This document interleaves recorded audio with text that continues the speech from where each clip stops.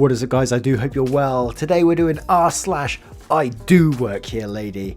I've heard some of you love this subreddit, so I thought I'd do it again. This is a bit of a long one as well, so please feel free to hang about as it will massively help this channel. And if you do enjoy the content, please consider hitting that like, that subscribe, and maybe that notification bell if you enjoy the content, of course. And let's get right into today's stories. Much love, guys.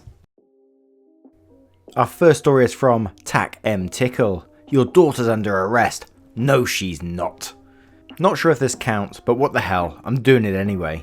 I used to work as a loss prevention officer, one of those guys that people like to call the secret shopper, even though that isn't remotely close to what LPOs do. My job was to work undercover in retail stores, big and small, and catch shoplifters and fraudsters and conduct internal investigations. So even though I technically didn't work at these stores, I still worked in them.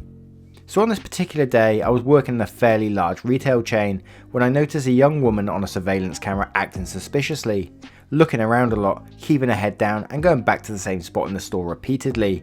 I couldn't see if she had anything in her hands from the camera angle, so I hit the floor to go check it out. It didn't take long for me to see what she was doing. She had a large store shopping bag stashed in a clothing display near an exit and was moving items from other parts of the store to it. A pretty common shoplifting technique that I probably shouldn't be sharing on Reddit. Anyway, I pulled out my phone and took some video of the bag, then started my physical surveillance. I still needed more evidence, so I started doing my thing tailing her around the store, and sure enough, she concealed some makeup and a few other small items in her jacket, then moved them to the shopping bag. I could tell by her body language she was getting ready to hit the door, so I slipped on my gloves and got ready. She got everything into the bag and headed straight for the door, and the second she was outside, I made my move. I got in front of her and identified myself, told her to put down the bag and put her hands behind her back. She didn't resist and I put her into cuffs, and that's when her mum, the Karenist Karen, whoever Karen, came flying out of the store. What the fuck is going on out here? What are you doing with my daughter? Loss prevention, mum. Blank stare. Your daughter is under arrest for theft. No, she is not. You take your hands off her right now. Excuse me? My daughter did not steal a single thing, so you take those handcuffs off her right now or I call the police. Someone get the store manager. My daughter is being kidnapped. At this point, I almost started laughing. This wasn't the first time this kind of thing happened to me. I kinda knew where it was going. Soccer mum doesn't believe her perfect little crotch fruit could ever do something so terrible, so obviously I made a mistake. Then I get a rent-a-cop bullshit, yada yada yada, loser wannabe, too dumb to be a cop, that kind of shit. As if insulting the guy who's arresting their kid is going to help their case. Literally. I explained who I was and what was happening, and Karen called me a liar. LPO isn't even a thing, I've never even heard of it. You're lying and I want to see the manager right now. What she didn't know was the store manager was standing about 20 feet away, watching from the doorway. This is when she crossed the line and put her hands on me. Now think what you want about LPOs, but when we're arresting someone and you make physical contact with us to try and prevent it, under Canadian law, that's basically the same thing as if you just assaulted a cop. Karen reached out and grabbed my jacket, trying to reach into the pocket for my keys. I was in shock that she was actually trying this, so it took me a second to react. But then my training kicked in. You can all cringe now. I am. And I grabbed her wrist in a diamond lock and pushed her away, telling her, don't try that again or you're going to jail. And she reacted in the most Karen way possible. She slapped me. She slapped me for daring to place my hands on her to stop her from reaching into my pocket for my handcuff keys, as if that was somehow her absolute right to do by virtue of Karen. Well, Karen was about to learn a literal and figurative hard lesson. You see, I'd recently purchased a second set of handcuffs after running into a situation with a very large individual who I physically couldn't get into one set of handcuffs, as his arms were just too goddamn big. Fortunately, there was another rent-a-cop there who had some, so we managed to get him under control into two pairs locked together. I remember saying something like, that's it, you're under arrest, and then it was all screaming from Karen and Brittany/Mercedes, and Karen struggling and me struggling like hell not to use any kind of hardcore wrist restraint because this was still a mum for fuck's sake. And then she tried to kick me in the balls. That was pretty much my fuck this moment, so I made a decision and I put into her gooseneck's come along, which is a pretty painful wrist lock if you struggle against it. It's that damn near impossible to break out of. Karen started screaming all kinds of shit. For someone to call the police, she's being assaulted, I'm hurting her. The usual shit when an entitled white woman is placed under arrest. Oh, it gets better though.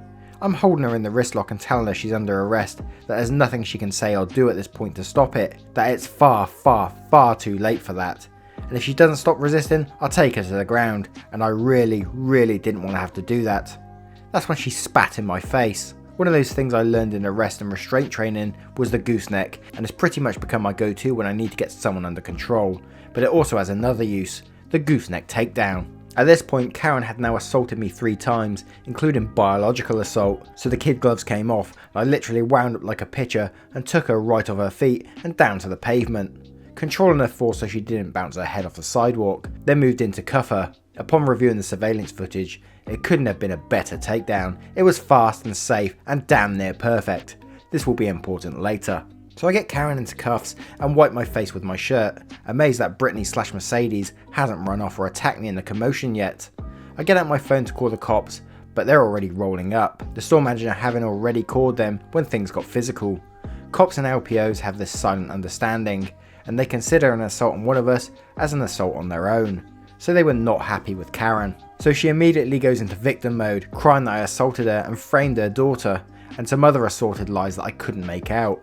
The cops were a male/female partner team that I handed plenty of people over to in the past, so they weren't taking anything that Karen said seriously. When the female cop heard that Karen spat in my face, she informed her that due to her attack, she would have to wear a spit hood, which she then placed over her head. Karen did not like that. Google spit hood. You won't be disappointed. We all went to the loss prevention office, and that's where Karen seemed to finally clue into the seriousness of the situation and started her version of the story.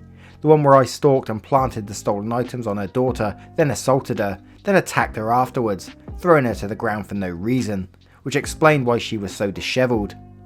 I looked at the cops and said, "Let's go to the tape, shall we?"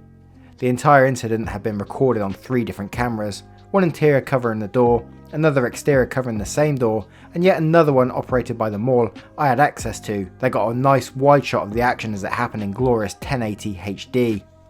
Everything I did was by the book, in particular the takedown, which the male cop called textbook and 100% defensible. And that's when Karen, literally watching her entire story fall apart in front of her eyes, turned it up to 11, threatening me, threatening the store, threatening the manager, threatening the cops, threatening pretty much everyone within earshot, which was even more hilarious with the spit hood on. At this point, female cop had had enough of her shit and told her in no uncertain terms that if she didn't shut the fuck up, the list of charges against her would triple.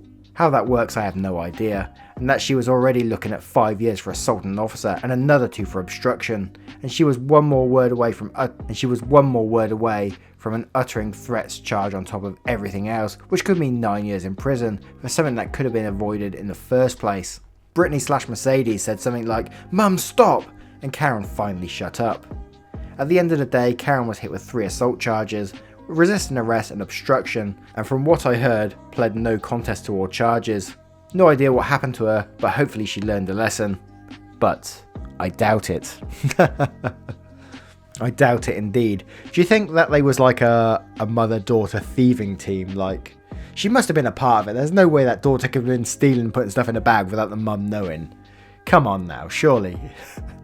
What do you guys make of that story? I'd love to know in the comments below. And if you're enjoying so far, why not click that little likey button? Thank you very much. Now on to the next story. Our next story is from Smokewater. Power-hungry employee doesn't know I am the owner. I once owned a computer store with one of my best friends. As we started to grow, we found it was becoming more and more difficult to handle the in-store repairs as well as out-of-store work that we had coming in. We decided we needed someone for the front counter. Unfortunately, I went on vacation when my partner had hired her. Not that this was a problem, as we knew what we needed, and I knew he could find someone. When I returned from vacation, I had some out-of-town work that needed to be done with a high-dollar client, so I had not had the chance to meet the new employee. The first day back just happened to be the same day my partner started his vacation. I walked in. I say, "Hi, you must be Power Mad, bitch. I'm..." PMB cuts me off. "I don't care who you are. What can I help you with? I don't see you with a computer. What are you looking for?" I said, "Excuse me?" She said, "You should be. What do you need? I have a lot to do to open the store." "Sorry, I don't think you understand who I am." "You're no one important." I say, "Oh really? You do know I could have you unemployed in 1 hour." Oh yeah, whatever. I personally know the owner. He hired me personally. I doubt he would fire me.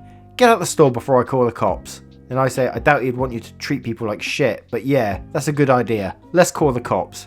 Okay, here I go. I'm calling them. Great. I pull out my cell phone and call my partner. I say, hey, I know you just started your vacation, dude, but I think we have an employee problem. PNB was very rude to me when I walked in this morning. I attempted to tell her who I was, but she wouldn't let me get that far. Now she's calling the cops to have me removed. Yeah, I can hand you over. One sec. PNB said, oh, who is this? Someone who's playing the part of the owner now? I know what he sounds like. I hand her the phone. She now has 2 phones to her head. My cell and the office phone, which may or may not have had the police on the line. I still don't think she ever called the police. I hear him lighting into her. I couldn't hear the conversation. However, I did ask him later. Here's the basic. My partner said, I basically told her I'm tired of her holier than thou attitude, and if she can't accept people coming into the store and interrupting her, she's not cut out to work in the store anymore. I told her she just told the other owner of the store he's not welcome. Pack up your stuff and she would no longer be needed. She hangs up the office phone and hands my cell phone back to me with tears in her eyes. I say to my partner, you want me to work up some termination paperwork? Yeah, let me know how it turns out. I have a stack of applications on my desk. I'll see you in a week. I say to PNB, you got your paycheck Friday, correct? PNB nods yes. Awesome. I owe you about $5 for the 30 minutes you wasted today. I take 10 minutes to type up the reason for terminal, or while she sits in a chair bawling like a 2-year-old. Thanks, and don't let the door smack you on the arse on your way out. I walk over to the register, pull out a 5 and point her towards the door. We never saw her again. Edit, it's become very clear from many comments none of you have ever been a business owner. To each their own. Many things will happen in your life that when you tell someone else, they won't believe you. That's fine. If you don't believe me, it doesn't bother me. Fair play. There's got to be even if people do think it's fake, there's got to be some stories out there, where this kind of thing happens, where someone gets a job and then they suddenly turn out to be a right arse and a right attitude and stuff like that. There's no way that it's just got to be the case, right? Do you believe this story to be true? Let me know in the comments below. Our next story is from a Polly Me. I don't just work here. This happened a year ago, right after I had opened 2 niche hobby shops. It's an incredibly male dominated hobby. My typical clients are retired white dudes driving nice Audis and BMWs. I'm a small 30-year-old chick, covered literally head to toe in tattoos. None on my face though. A new to me customer walks in. Apparently he had been in here before while I was at the shop and one of my male managers helped him. He walks into my shop and when I smile and greet him with a hi, how are you, he just kind of grunts at me. Okay, whatever, some people just want to be left alone to browse. I stay on my computer finishing up some ordering and let him wander a bit. He's taking his time, but is clearly getting a bit agitated. So I ask him if he's looking for anything in particular or if he's just browsing. He just looks at me, a pregnant pause where I begin to wonder if I should speak up a little. Like I said, old retired 1%ers are my bread and butter, when he finally breaks the silence not with a polite response, but with a gruff. Where's your manager? I've been in retail for 15 years. I'm used to the people who just don't remember their manners. But this question doesn't make me think, oh, he's looking for my boss. It makes me think, oh, he's looking for one of my employees. So I start to ask a couple of qualifying questions. I'm the only one here today. What can I help you with?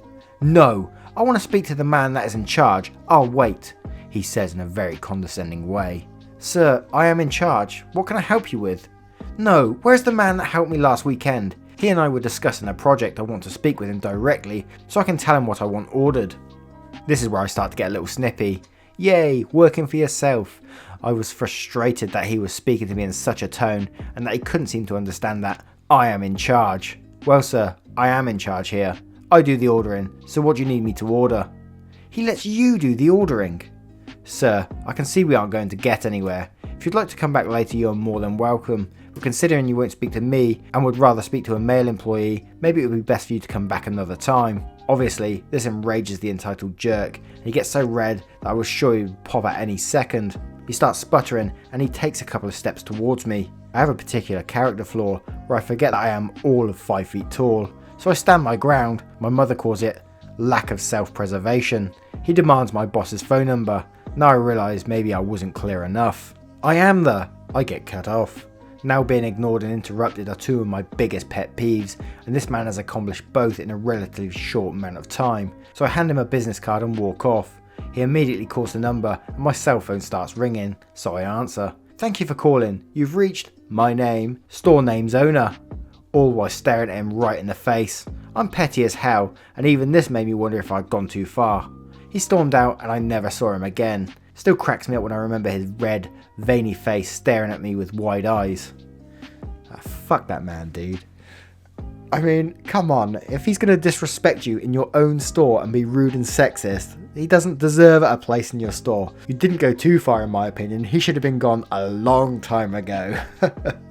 What would you guys have done with that man? Would you have kicked him out earlier, or would you have let him stay and maybe been a bit nicer to him and hopefully turned him around? Who knows, who knows? Let me know in the comments below. Our next story is from Zicking Nougat. I hope I got that right. Rude lady caused her whole store to no longer get free tea.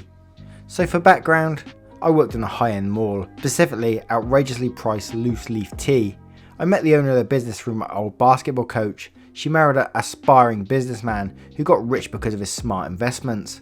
Well, one of these investments was this tea shop. This will be important later. We sold a variety of best quality loose leaf tea from around the world, although it was mostly just retail. We also made drinks for about $5 to $8, depending on the size of the cup. Part of our marketing is going to the other stores and offering them free tea, since we had a lot of leftovers from the samples we used that day.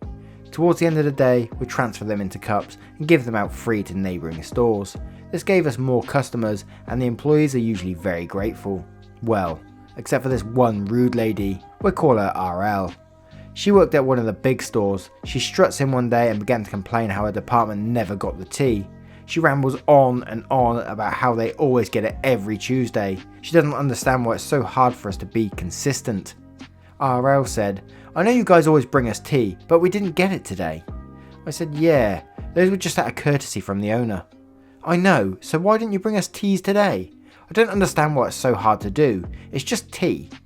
"Mum, these teas are actually about $12 per 2 ounces. They're not cheap and we're not allowed to just give them out for free." "Well, I know the owner. She always gives me free teas. I want to speak to the manager. You don't know anything. We pay for these teas at the end of the month, and I don't know why you're breaking that contract." She was grasping at things at this point. I say, "Actually, I am the manager. I know everything that happens with this store. We do not sign those type of contracts. We give out free tea as a courtesy. It's not mandatory. And from now on, I think it's in our best interest to no longer give your store free tea."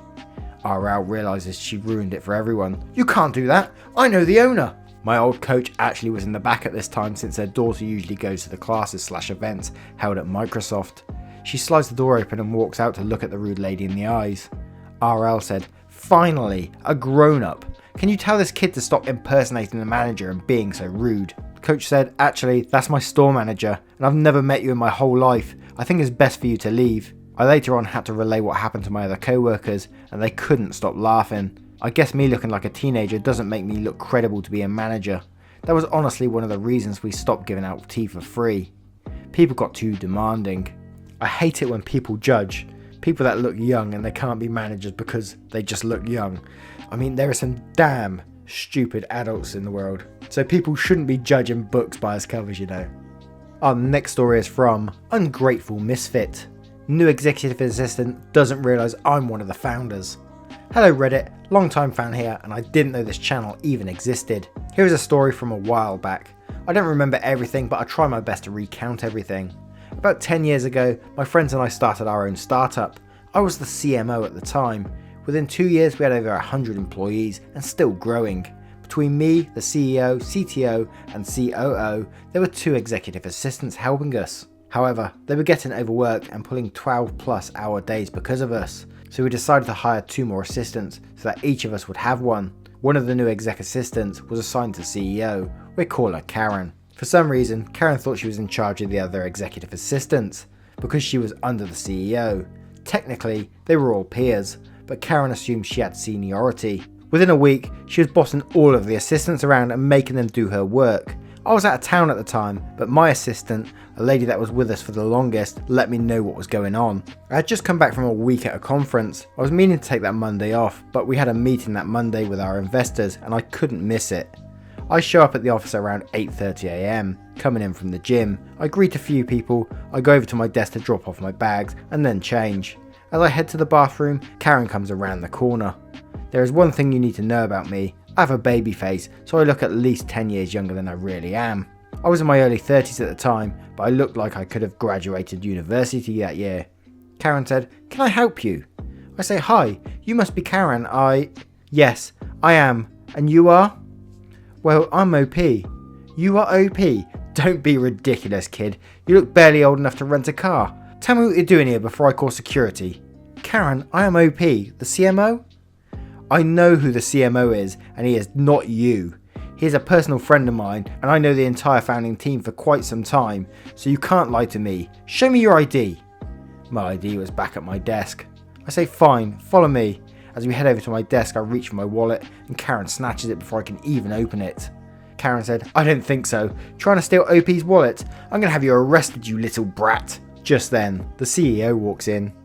Karen says, "CEO, you won't believe what just happened. I caught this crazy person pretending to be the CMO and stealing from his desk." CEO looks over at me, and I just give him the, "Yes, this is happening" look. CEO says, "Can you tell me exactly what happened?" Karen goes on a long rant. How about I broke in here and was looking around all the desks for something to take when she finally caught me looking through the wallet. CEO asks Karen to check to make sure nothing is missing from CMO's, my, wallet. She opens it up, and on the front is my driver's license. I can see her pupils scanning my ID, and her eyes getting wider and wider, and then her mouth drops. I say, "So, can I have my wallet back now?" Karen damn near throws my wallet at me and walks away as fast as she could, just shy of running. The CEO and I break into a huge laugh, and we chat a bit about Karen. Turns out everyone has been complaining about her. At first, the CEO was just going to reprimand her and tell her she needs to change, but after this debacle this morning, he wanted to let her go. I felt kind of bad. I didn't want to fight because of me. I didn't want to be known as that person. We ended up letting her stay for another week. She avoided me like the plague, but kept making everyone else's lives miserable. We let her go that Friday. However, as they say, she did not go quietly into that good night. After the CEO gave her the bad news, she was pissed and came straight to me. She ripped my headphones off and started screaming at me about how it was an honest mistake what happened between us and how the place would fall apart without her around. The Karen scream is long and fierce, but at around 2 minutes I had had enough. I say, "That is enough out of you. Regardless of what your feeble mind thinks, your departure from this company was not my doing, but it was the icing on the cake. Damn near everyone doesn't like you, and you've been bossing way too many people around when you have no authority over them. The other assistants do not report to you, and I have had nothing but complaints about you the 2 weeks you have been here. Now, you can either walk out of here peacefully, or I can get security to do it." Karen was bright red, and the entire office was watching us. My assistant comes over with Karen's purse and her belongings, and then shoves them in Karen's arms. As Karen walks out, she yells back that we'll be hearing from her lawyer. We didn't hear anything. And this is the correct way to deal with a Karen. I never understand people with this sort of like holier than thou attitude towards other people, and they think that they can boss them around because they're under like the boss or something. In one of the companies I worked for, there was a HR who was under like the managing director, and she would act this way as well, try and boss you around, get you to do stuff because the boss wants it done, and that was always her excuse regardless of the boss actually wanting it done. But in the end I started rebelling a bit, and yeah, she fucking hated me. Have you guys ever had anyone like that in one of your offices? I would love to know in the comments below, and if you enjoyed these stories thus far, why not click that like, as it really helps us out. Once again guys, I really appreciate you being here. If you enjoy the stories, please click that subscribe, that notification bell. Much love guys, take care now, and I will see you on the next one. Bye bye.